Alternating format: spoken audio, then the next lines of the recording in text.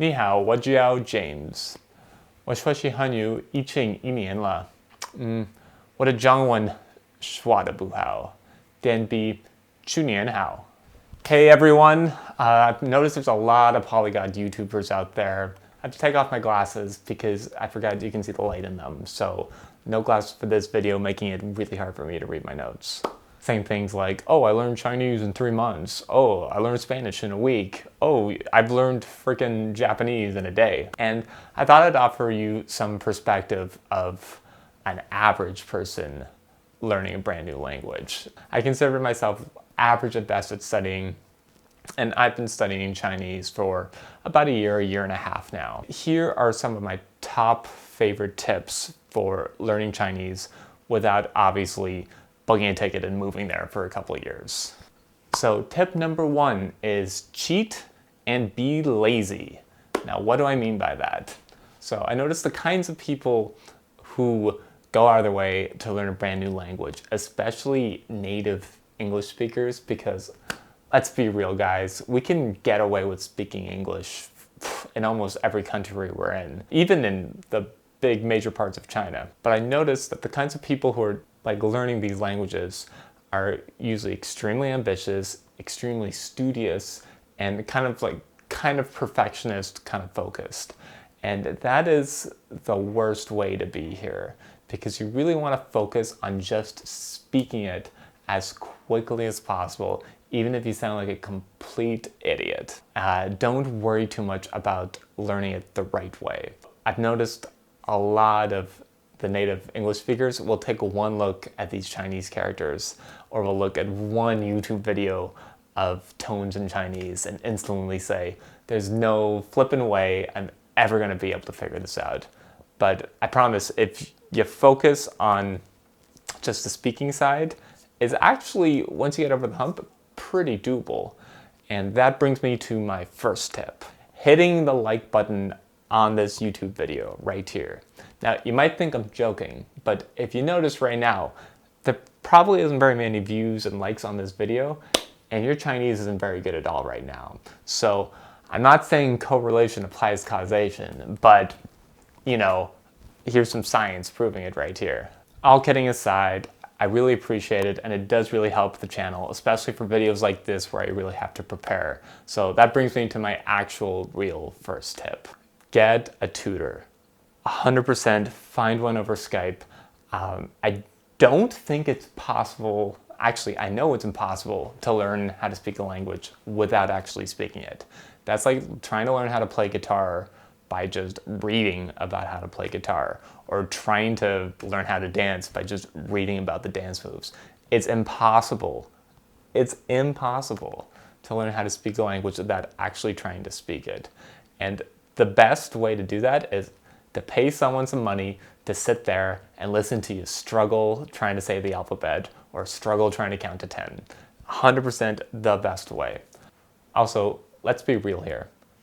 You're not going to study on your own. You're going to start studying one Saturday for like 2 hours, and then you're going to give up. So you really need that accountability person. This is especially true, I've noticed, for the first 3 or 4 months. The first like 3 or 4 months of me learning Chinese, I just was just trying to say the sounds. It was just me trying to make weird sounds and didn't feel like I was making much progress. And that's why having a tutor really helped me, because I already signed up for the lessons, so I might as well keep going because I've already paid for them. Getting a tutor isn't really that expensive, especially if you find a native tutor who's living in China that you can talk to over Skype. I'm only paying about $18, maybe $20 an hour, and that's because my teachers raised her rates, but you can get lessons as cheap as like $5 to $8 an hour. The website I use to find tutors is called italki.com. I'll link to italki below with one of my affiliate links, so you get $20 if you sign up, or maybe it's 10, something like that. To start off with, try to find like 2 or 3 people you seem kind of interested in talking to that you think you might get along with. Make sure they're native Chinese speakers. They really don't need to have very many credentials other than being a native speaker, because for the first month you're just going to be learning the barn animals and counting to 100 anyway. So if they grew up in China, they know enough Chinese to teach you that. Once you kind of find 1 or 2 that you like, At first I had 2 because it made scheduling easier. Book like 5 lessons a week, 6 or 7 lessons a week, minimum. You really want to hit the ground running in these early stages to get you in the habit of practicing. I would schedule lessons for about 7 in the morning, Monday to Friday, so I'd be done by 8 so I could head over to work. And then on Saturday, I had a second teacher who I'd schedule at like 11 in the morning so I could sleep in. It's especially key that you book these extra lessons in the first 3 months, because if you're gonna fall off the bandwagon, it's gonna be in the first 3 months. And if you can get past that hump of the first 3 months, learning Chinese will become more like a hobby to you and less like a chore, and you'll start enjoying the process. I can't tell you how important it is to enjoy the process, because if you're looking for a quick and easy way to learn how to do it from these other YouTubers, like, honestly, especially if Chinese is the first language you're learning outside of English, it just ain't gonna happen. It's gonna take a couple of years, which is fine. You got plenty of time, not a big deal. If you really want some motivation to get studying in, that brings me to my second tip, which is book a trip to China. Now, it doesn't have to be like a 3-month trip to China. It could be like a week, something like that. You know, even if it's just going to Beijing to see the Great Wall. You want to set this trip like 3 or 4 months ahead, because that will give you so much motivation to practice. Like, you can't even believe it. This is how I first got started and how I fumbled into the trick of booking 5 or 6 lessons a week, because I actually had a trip booked to Guangzhou. And so I figured I'll just cram as much Chinese as I can for the next 4 weeks. And like, unsurprisingly, when I got to Guangzhou, I knew enough Chinese to count to 10 and order 2 coffees. Liangbei Cafe. Ni hao cafe ma? Ni hao cafe ma? Ni hao cha? Gongji fa chai. Even though I obviously did not know nearly enough Chinese, really be able to communicate with anyone when I was on the trip that well, it was just enough motivation to get through the first month of lessons. When I came back to Los Angeles, I figured to myself, well, I've already put all this time and money already this month, so let's just keep it going. Let's go hard. And I didn't really take the gas off of taking Chinese lessons for months and months and months. The thought of, well, I already put this much time and effort into learning this language, I might as well keep going, is very powerful. Normally, the sunk cost fallacy is something you want to avoid, especially if you're playing poker with your roommates and you've already put $40 in. But you can leverage this sunk cost fallacy in a positive way with learning a language. Remember, sunk cost fallacy good for learning one language. Sunk cost fallacy bad when you have a 2-7 offsuit and your roommate just went all in on poker. My next tip is to learn sentences. Don't just learn words. Now, this may be counterintuitive, you might say, but James, like, how am I gonna string a sentence together if I don't know all the words? This is where people fall into the mistake of focusing on the small little details instead of the overall big picture. Remember, for the first tip, you want to cheat and be lazy, and the best way to do that is to just memorize phrases. For example, before I record this video, I spent about 5 minutes practicing the intro to the video over and over again. 你好，我叫 James. 电比我的中文说得不好. Now, I use 2 different tools to memorize these phrases. One is an app called Anki. Anki is an app that lets you make flashcards and uses a method called spaced repetition strategy, SRS, spaced repetition for whatever it's called. It just sends you a notification every day to review these flashcards, and it really helps with memorizing things. Now, all the resources I've read have said that making your own flashcards is the best way to remember stuff, and there's some studies that say that you'll remember it way better and way faster if you make your own. Okay, let's be real. Like, I thought I'd make my own flashcards. I didn't. And that was actually holding me back from studying them, because I had no cards to study because I hadn't made any. So it was like a vicious cycle of not going anywhere. I recommend just downloading this other person's deck. It's the Spoonify Chinese deck. I'll leave a link below. This guy or gal has spent God knows how many hours putting together over 5,000 phrases and sorting them in order of most used words and least used words is absolutely amazing. He's like selling it online for $2 or $3, something crazy. So I put a link below. Definitely download that, download Anki, and start reviewing those cards. The next tool I really love using is Pimsleur. So I've tried pretty much every single software tool, and Pimsleur is definitely the most effective when it comes to speaking. And like I said before, you want to focus on speaking first, because that'll give you the motivation to keep on going. And literally all it is a half an hour recording every day that you just listen to and repeat.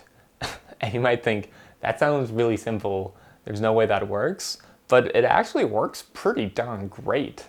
And I can't recommend it enough. I've put an affiliate link down for Pimsleur too, for I think it's like $10 or $20 off, something like that. I like to put it on when I'm in the car driving to my singer's house or driving to work. It really makes LA traffic go by, and it's cool because I'm able to squeeze in that little bit extra productivity in my day. And as a recovering success addict, I really like that feeling of having that bit of extra control to get better at something. My next tip's on the listening side, and that's to subscribe to Chinese YouTube channels for whatever interests you have. So I usually hear like the most generic stereotypical advice is like, oh, watch Chinese movies. And if you like watching movies, that's definitely something you should do. I found a couple of kids movies I tried watching. The downside for me was a movie's just like, even an English movie for me is just too long to watch. I feel like it's a lot of commitment. So I really only watch movies when I'm on a plane ride. And the great thing about this is you can watch like the dumbest, quote unquote, junk, non-productivity, non-life hack focused stuff, and it still counts as learning, so it's great. Knowing that, I've subscribed to some Chinese prank videos. Those are my favorite things to watch, and it's white people who can speak really excellent Chinese tricking people saying that they can't speak Chinese. I don't know, I just love it. My two favorite YouTubers for this are Xiaoma, which is this like, I think Jewish guy in New York who just speaks awesome Chinese. And every time I watch his videos, they're super inspiring for me to keep practicing. And this other guy named Chris. So I'm still kind of Chinese illiterate, so I don't know what the rest of his YouTube name means. Both of these I've linked down below.